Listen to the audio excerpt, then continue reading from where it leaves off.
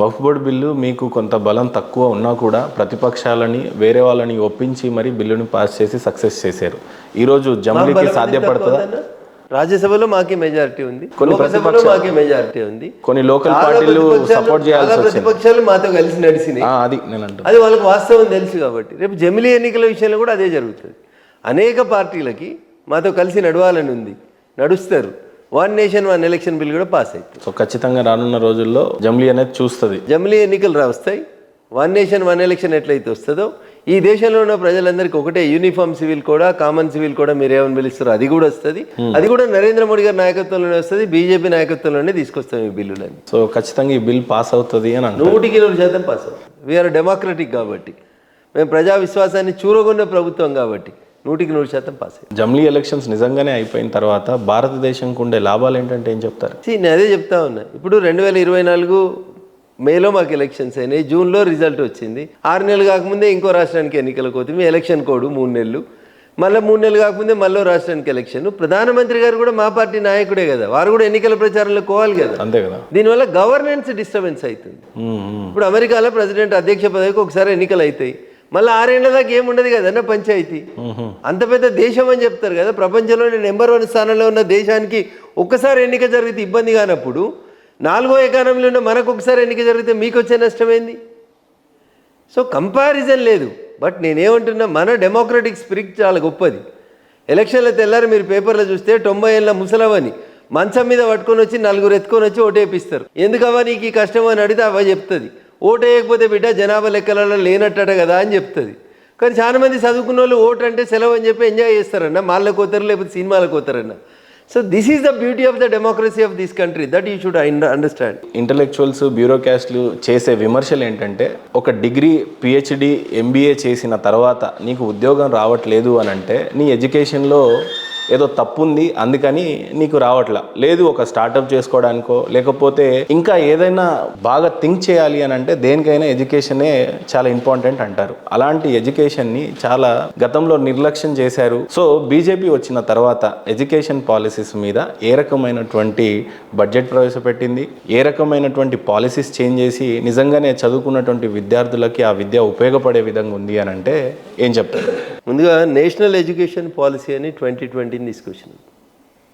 దేశానికి స్వతంత్రం వచ్చినాక విద్యా వ్యవస్థ లోపల 34 ఏళ్ళ తర్వాత ఒక గొప్ప మార్పుని నూతన జాతీయ విద్యా విధానం ద్వారా ప్రవేశపెట్టి, సో పిల్లలకి స్పూన్ ఫీడింగ్ బంద్ చేసి తమ కాళ్ళ మీద తాళ్ళే ఐటీఐలు, ఐఐటీలు, పాలిటెక్నిక్లు, ఎక్కడైతే ప్రొడక్టివిటీ వైపు విద్యార్థులు మళ్ళడానికి, ఇప్పుడు చాలా చోట్ల చాలాసార్లు పేపర్లలో చూస్తాం మనం, ఒక ఇల్లు క్లీన్ చేయడానికి ఒక రోబోను ఒక ఐఐటి విద్యార్థి తయారు చేసిండు అని చూస్తాం.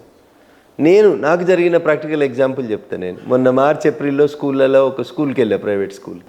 విద్యార్థులంతా సైన్స్ ఎగ్జిబిషన్ పెట్టిందంటే ఒక 4th క్లాస్ స్టూడెంట్, ఒక 4th క్లాస్ అమ్మాయి తాము ఎండాకాలం సెలవులలో ఊరికి పోతే ఆ నెల 45 రోజులలో ఊరికి పోయి వచ్చేసరికి ఇంటి కాంపౌండ్లో ఉన్న మొక్కలు చనిపోకుండా ఉండడం కోసం డ్రిప్ ఎట్లా నడవాలి అని చెప్పి ఒక ఇన్స్ట్రుమెంట్ని తయారు చేసిందన్న. ఇది లెర్నింగ్ బై డూయింగ్, చదువుకుంటూనే వాళ్ళు పనిచేయడం ఎట్లా అనేది నేర్చుకునే విధానంగా మన విద్యా విధానం మారాలని కోరుకుంటున్నాం. మనం డిగ్రీ అయిపోయింది, ఉద్యోగం ఇయ్యనే కాడి నుంచి ఇగో నేను ఒక పని నేర్చుకొని వచ్చిన, నాకు ఇంకో 10 మందికి ఉద్యోగం ఇస్తా అనే రీతి లోపల జాతీయ విద్యా విధానం లోపల మార్పులు తీసుకొచ్చేందుకే నూతన విద్యా విధానం పాలసీ తీసుకొచ్చినాం. దాంట్లో భాగంగా లెర్నింగ్ బై డూయింగ్. 4వ తరగతి అమ్మాయి ఒక ఆలోచన వచ్చింది, ఎండాకాలంలో మేము ఊరికి వద్దే నేను పెంచిన చెట్లకి ఏం కావాలని ఆలోచించింది. This is the greatness. ఎంతసేపు పిల్లల్ని పుస్తకాల పురుగులుగా బట్టి కొట్టే మిషన్లుగా మానేసి వాళ్ళని లెర్నింగ్ బై డూయింగ్కి తీసుకోవడం కోసం ప్రధానమంత్రి Shri schools, PM Shri schools కింద ఈ దేశంలో 14,500 స్కూళ్ళని, మోడల్ స్కూల్స్ని ఎంపిక చేసినాం. వీళ్ళందరి లోపల skill development, digital learning, multiple లాంగ్వేజెస్ని వాళ్ళ లోపల డెవలప్ చేసి వీళ్ళని భావి భారత పౌరులుగా తీర్చిదిద్దేందుకు పనిచేస్తూ ఉన్నాం. This is a great change అన్న. ఇగో ఈ 10 ప్రశ్నలు చదువు, ఇళ్ళకెళ్ళి 5 ప్రశ్నలు వస్తాయి, 3 రాయి, బట్టి కొట్టు, మక్కి రాయి, నీకు 60% మార్కులు వస్తాయి. ఫస్ట్ క్లాస్లో పాస్ అయిన కాడి నుంచి తీసేసి పిల్లలలో ఉన్నటువంటి సృజనాత్మకతని పెంపొందించేందుకు 3 ఏళ్ళకి 2 ఏళ్ళకి స్కూల్కి పంపించడం బంద్ చేసి 6 ఇయర్స్ నుంచి పంపిస్తే పిల్లల ఆలోచన విధానం లోపల కొంచెం మార్పులు వస్తాయని ఏజ్తో ప్రకారం పిల్లలు పెరగడం నేర్చుకోవాలన్న విధానాన్ని దృష్టిలో పెట్టుకునే నూతన జాతీయ విద్యా విధానాన్ని తీసుకొచ్చి పిల్లల ఆలోచనలకు అనుగుణంగా చదువు చెప్పమని చెప్తాను. అందుకని వెనకట్లాగా ఎంపీసీ బైపీసీ 2 గ్రూపులు ఉండే ఇప్పుడు ఎంబైపీసీ కూడా వచ్చింది, ఎంఈసీ కూడా వచ్చింది, మార్పులు చేర్పులు చాలా వస్తూ ఉన్నాయి. అట్లా విద్యా వ్యవస్థ లోపల మార్పులు, విద్యార్థులకు ఆసక్తి ఉన్నటువంటి రంగంలో పనిచేయించడానికి మా విద్యా విధానం మార్పు చేస్తూ ఉన్నాం. పిల్లల్లో ఉన్నటువంటి ఇన్నోవేటివ్నెస్ని ఎంకరేజ్ చేస్తూ ఉన్నాం. దానివల్ల భావి భారతంలో డిగ్రీ అయిపోయింది ఉద్యోగం ఏమనే స్థితి నుంచి నాది డిగ్రీ పూర్తయింది, నా దగ్గర ఇంకో 10 మందిని పెట్టుకొని నేను ఇంకా 10 మందికి ఉపాధి కల్పిస్తా అనే స్థితికి, అంటే బతుకు నేర్పించుతున్నాం. జీవిత విధానం లోపల మార్పులు నేర్పించి ప్రజల్ని సోమరిపోతుల నుంచి పని వైపు నెట్టడానికే నూతన జాతీయ విద్యా విధానం ఉపయోగకరంగా ఉంటుందని ఆలోచిస్తాను. ఎడ్యుకేషన్ బడ్జెట్ చూసినట్లయితే 50,000 నుంచి 60,000 కోట్ల వరకు స్పెండ్ చేసినట్టుగా కనపడతా ఉంది కేంద్ర ప్రభుత్వం. ఏ రకంగా దాన్ని వినియోగించుకోబోతున్నారు అని అంటే ఏం చెప్తారు? టెంపరీగా కొత్త బిల్డింగ్లు కట్టుర్రి, కొత్త కంప్యూటర్లు ఇయ్యి అని చెప్తలేము మేము. ఉన్న వసతులని అక్కడ ఉన్నటువంటి పరిసరాలకు అవసరంగా, అక్కడ ఉన్నటువంటి విద్యార్థులకు అవసరంగా వాటిని అనుగుణంగా మారుస్తే, ఎవరు చెప్పినా ఒక పాపకి తన ఎండాకాలంలో ఇంటికి పోతే నా చెట్లు చచ్చిపోవద్దు, వాటికి నీళ్ళు కావాలనే ఆలోచన వచ్చి ఉంటుంది. 40-45 రోజులు ఒక మొక్క బతకాలి అంటే దానికి ఎన్ని నీళ్ళు అవసరమైతే అనే క్యాలిక్యులేషన్ ఎవరు చెప్పిరా పాపకి? So this is all innovation. రోజు ఆ చెట్టుకి నీళ్ళు అమ్మాయి పోసింది, ఆ చెట్టుని బతికించాలనుకుంది కాబట్టి అమ్మాయికి ఒక ఆలోచన వచ్చింది, ఈ చెట్టుకు రోజు ఇన్ని నీళ్లు పడతాయి, నేను 40 రోజులు మా అమ్మమ్మ వాళ్ళ ఊరుకో నానమ్మ వాళ్ళ ఊరుకో పోయి వచ్చేసరికి ఈ చెట్టు చచ్చిపోవద్దంటే మా పెరట్లో ఉన్న అన్ని మొక్కలకి ఇన్ని నీళ్లు కావాలని ఆలోచించింది. ఇది ఎందుకు వచ్చింది? Learning by doing. నువ్వు ప్రాక్టికల్గా ఉంటే వస్తుంది. కోళ్ళని పోల్ట్రీ ఫామ్లో పెట్టి ఏసీలో పెట్టి పెంచినట్టు పెంచకుండా పిల్లల్ని బయటి ప్రపంచంతో ఎడ్యుకేట్ చేసి బయటి ప్రపంచంతో కలిసి పెరిగేలాగా చేస్తే పిల్లలకి ప్రపంచం, పర్యావరణం అన్నీ నేర్పిస్తుంది వాళ్ళకి. ఇలా పర్యావరణం బాగుండాలని పిల్లలు చాలా చేస్తూ ఉన్నారు, ప్లాస్టిక్ని వాడకుండా చేస్తూ ఉన్నారు. So these are all innovations. ఈ ఇన్నోవేషన్స్ వైపు విద్యార్థుల్ని నడిపిస్తూ ఉన్నాం. దానికి నూతన జాతీయ విద్యా విధానం ఉపయోగపడుతుంది. బడ్జెట్లో మేము ఇచ్చిన PM శ్రీ స్కూల్స్ డెవలప్మెంట్ చేయడం, టాయిలెట్స్ లేకపోవడం, లైబ్రరీ లేకపోవడం, ల్యాబ్స్ లేకపోవడం, ఇట్లాంటి కొరతలు తీర్చి చదువుకునేప్పుడే పిల్లల లోపల సృజనాత్మకతను పెంచడానికి PM శ్రీ స్కూల్స్ ఉపయోగపడతాయి. భారతదేశంలో గతంలో బీజేపీ ప్రభుత్వం ప్రయత్నించినటువంటి 3 చట్టాలని వెనక్కి తీసుకోవడం జరిగింది, ఆమోదించలేదు. భారతదేశంలో రైతుని రాజు చేస్తానని, లేకపోతే రైతు యొక్క రెవెన్యూ ఆర్థిక పద్ధతిని పెంచుతామని చెప్పి బీజేపీ చాలాసార్లు అనడం జరిగింది. సో ఉన్నటువంటి ఈ 11 సంవత్సరాలలో బీజేపీ రైతులకు ఏమైనా చేసింది అని అంటే ఏం చేసింది అని అంటారు? రానున్న రోజుల్లో బీజేపీ రైతుల కోసం ప్రవేశపెట్టిన బడ్జెట్లు కానీ ఏ రకంగా వినియోగిస్తారు? అన్న, వెనకటికి 2004 నుంచి 2014 మధ్యలో దేశంలో ఏ రాష్ట్రంలో చూసినా యూరియా కావాలంటే సఫిషియెంట్ యూరియా దొరికేది కాదు. రాత్రిపూట లైన్లో నిల్చొని చెప్పులు పెట్టి, గొంగలు పెట్టి, బ్యాగులు పెట్టి ఇంటికి పోయి పడుకొని పొద్దుగాలు వచ్చి లైన్లో నిల్చొని కొట్టుకునే పరిస్థితి. యూరియా కోసం లైన్లో నిల్చొని చచ్చిపోయిన రోజుల నుంచి ఈరోజు మీకు ఎంత యూరియా కావాలంటే యూరియాని ఇచ్చే స్థితికి భారతదేశం ఎదిగింది. ఉత్తగానే రాలేదన్న, చిన్న ఆలోచన. మరి ఆక్స్ఫర్డ్లో చదివిన వాళ్ళకి, కేంబ్రిడ్జ్లో చదివిన వాళ్ళకి ఎందుకు రాలేదో నాకు తెలియదు. యూరియా అంతా అప్పుడు బ్లాక్ మార్కెటింగ్కి పోయేది, పాల తయారీకి వాడుకునేటోళ్ళు, ఇతర కెమికల్స్ తయారీలో వాడేటోళ్ళు. ఇప్పుడు నరేంద్ర మోడీ గారు ప్రధానమంత్రి అయిన తర్వాత ఒక చిన్న లాజిక్, యూరియాకి వేప నూనెని యాడ్ చేసి దాన్ని చేదుగా చేసేస్తే you cannot add it in any other chemicals. ఈ ఒక చిన్న ఆలోచన రాలేదు ఆక్స్ఫర్డ్లో, కేంబ్రిడ్జ్లో చదువుకున్న వాళ్ళకి. నరేంద్ర మోడీ గారు వచ్చినాక అది చేస్తే భూమికి ఫెర్టిలిటీ పెరిగింది, రైతుకి యూరియా దొరికే స్థితికి వచ్చినాం. మనం ఏ సీజన్కి ఆ సీజన్కి ముందే రైతులకు కావాల్సినటువంటి అన్నీ కూడా ఇస్తూ ఉన్నాం. అంతర్జాతీయ మార్కెట్లో యూరియా బ్యాగ్ విలువ 3,500 పెరిగింది. దాదాపు 3,200 భారత ప్రభుత్వమే సబ్సిడీ ఇస్తుంది. ఒక చిన్న సన్నకారు రైతుకి ఏడాదికి 5 బస్తాలు పడతాయంటే ఎన్ని పైసలు మిగులుతున్నాయన్నా? 3,000 లెక్కేసుకున్నా 15,000 రూపాయలు నేరుగా మిగులుతున్నట్టు. PM కిసాన్ సమ్మాన్ నిధి కింద 3 ఇన్స్టాల్మెంట్ల కింద ప్రతి రైతుకి 2,000 చొప్పునిచ్చి చిన్న సన్నకారు రైతులకి సంవత్సరానికి 6,000 ఇచ్చి వాళ్ళకి సాయం చేస్తున్నాం కదన్నా.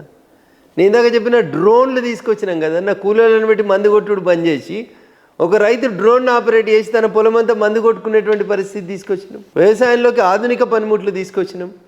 వ్యవసాయ రంగాన్ని మోడర్నైజేషన్ వైపు నడిపిస్తూ ఉన్నాం.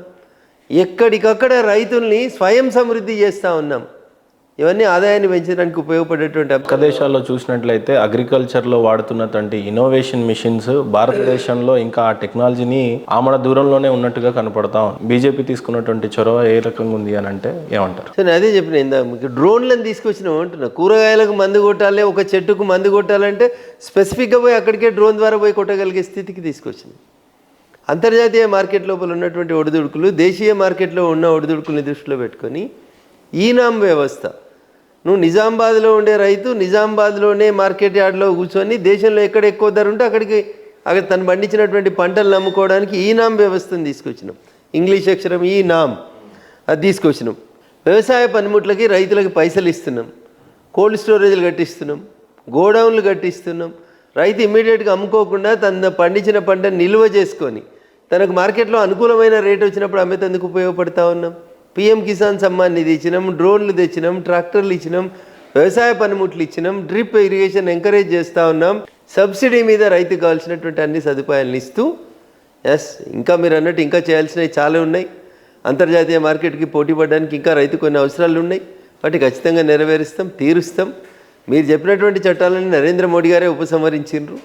నరేంద్ర మోడీ గారి ప్రభుత్వమే ప్రవేశపెట్టింది, నరేంద్ర మోడీ గారి ప్రభుత్వమే విత్డ్రా చేసుకుంది.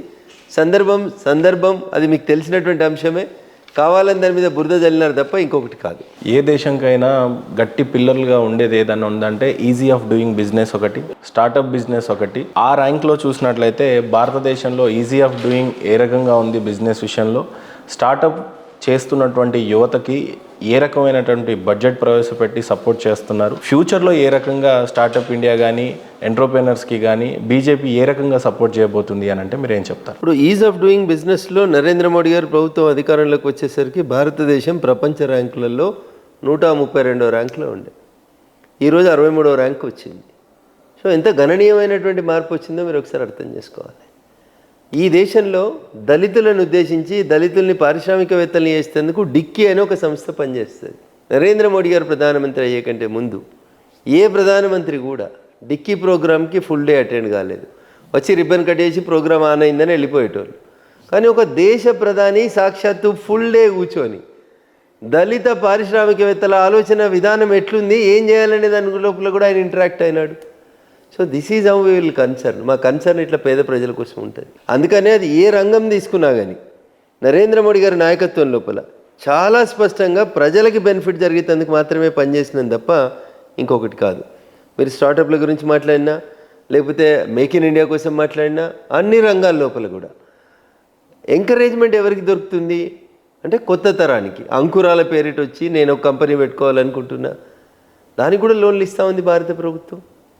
ప్రజలని తన కాళ్ళ మీద తను నిలబడేలా చేస్తూ ఉంది భారత ప్రభుత్వం. ప్రజల్ని పనుల వైపు మళ్లించేలాగా ఆలోచన చేస్తుంది భారత ప్రభుత్వం, నరేంద్ర మోడీ గారి నాయకత్వం. ఇంకెవరు కూడా ఈ దిశగా ఆలోచించలేదు. ఉచితాలు ఎట్లిద్దామా, ప్రజల్ని ఎట్లా సోమరిపోతులు చేద్దామా అని ఆలోచించినారు తప్ప మనం ఇచ్చే డబ్బుతోటి ప్రజలు ఎట్లా అభివృద్ధి చెందాలనే దిశగా ఆలోచిస్తుంది మా ప్రభుత్వమే. కాబట్టి నరేంద్ర మోడీ గారి ప్రభుత్వం ఏ పథకాన్ని తీసుకొచ్చినా తన్ మన్ ధన్ అన్నీ వెచ్చించి అన్ని రకాలుగా ఆలోచించి అది ప్రజలకు మేలు చేసేలాగానే ఉపయోగం చేసిందని తప్ప ఎక్కడ కూడా తేడా చేయలేదు. కాబట్టి జీడిపి లోపల అంతగానం గ్రోత్ కనబడుతూ ఉంది. అన్ని $1 ట్రిలియన్ భారత వ్యవస్థ ఆర్థిక వ్యవస్థ ఎదిగింది అంటే అదంతా కూడా ఒక సరైనటువంటి ప్లానింగ్ వల్లనే జరిగింది తప్ప ఇంకొకటి. యంగ్స్టర్స్కి ఇప్పుడు మీరు చెప్పినట్లు రైతులకి డైరెక్ట్గా వాళ్ళ ఖాతాలో డబ్బులు పడటం అనేది మీరు సాధించినటువంటి ఘనత. చాలా మందికి డైరెక్ట్గా ఎప్పుడైతే గతంలో కాంగ్రెస్ ప్రభుత్వం రూపాయి ఇస్తే 15 పైసలు వచ్చేదనే ఒక వాదనని మీరు డైరెక్ట్గా వాళ్ళ అకౌంట్లో పడేటట్టు చేశారు. అట్లాగే ఈజీ ఆఫ్ గెటింగ్ లోన్ విషయంలో యువతకి స్టార్టప్ ఇండియా స్కీమ్ కింద అంతే ఈజీగా వచ్చే దిశగా ఏమన్నా మీరు చొరవ తీసుకునే అవకాశం ఉందంటారా? ఎవరు గుర్తించని ఎవరు మాట్లాడని విశ్వకర్మల గురించి మేము మాట్లాడుతున్నాం. విశ్వకర్మలకి నేరుగా లోన్ ఇస్తున్నాం, ట్రైనింగ్ ఇస్తున్నాం, లోన్ ఇస్తున్నాం, ప్రధానమంత్రి ముద్ర కింద ఇస్తున్నాం. ఆఖరికి స్ట్రీట్ వెండర్స్ అన్న రోడ్డు మీద కూర్చొని కూరగాయలు అమ్ముకునేటువంటి పేద ఆడబిడ్డలకి రోజువారీ మిత్తి తీసుకొచ్చుకుంటారు ఫైనాన్స్లో వాళ్ళు 5%, 10%. అది తగ్గాలని స్ట్రీట్ వెండర్స్కి మనిషికి 10,000 రూపాయలు లోన్ ఇచ్చింది భారత ప్రభుత్వం. ఇంత చిన్న వ్యక్తుల గురించి కూడా ఆలోచిస్తుంది భారత ప్రభుత్వం. Because they all contribute for the Indian economy.